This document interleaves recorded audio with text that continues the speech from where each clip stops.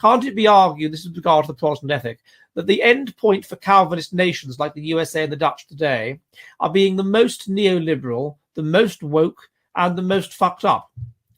I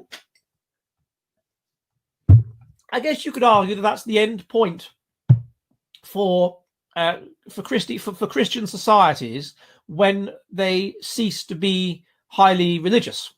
So you have, I'm not sure it relates to the ideology. I mean, basically, you have people who are high in intelligence and therefore, in the sense of Europeans, and therefore high in altruism, high in generalized altruism, high in trust, high in, therefore, in obedience to their leaders, and things like this. If they have a religion that is adaptive, a religion which takes adaptive things and makes those into the will of God, then they have a certain level of ethnocentrism.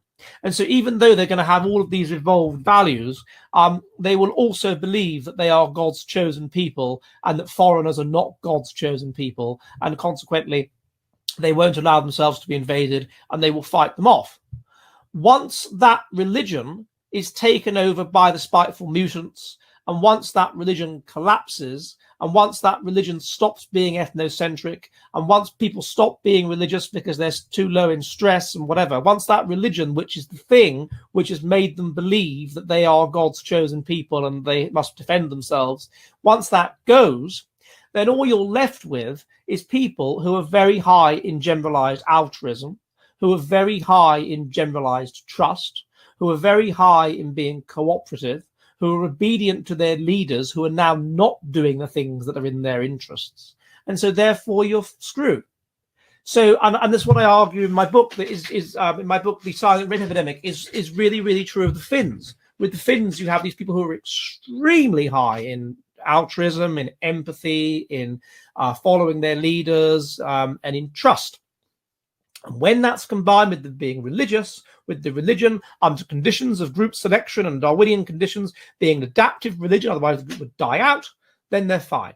Once the religion goes away, because they are so low in stress, they no longer believe in God, no longer believe in the religion, or because the religion has been undermined by spiteful mutants and generally destroyed and undermined and whatever, and they've jumped ship to another way of thinking, then you just have generalized altruism.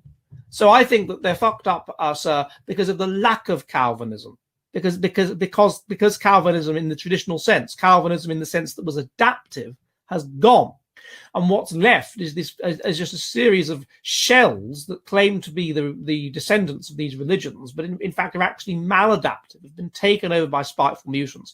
And now, if you follow them, unless you're like a real traditional fundamentalist, if you follow the liberal brand of the Dutch Reformed Church or the Church of England, it will literally push you in a maladaptive direction. It is literally, it is multiculturalism in a mitre.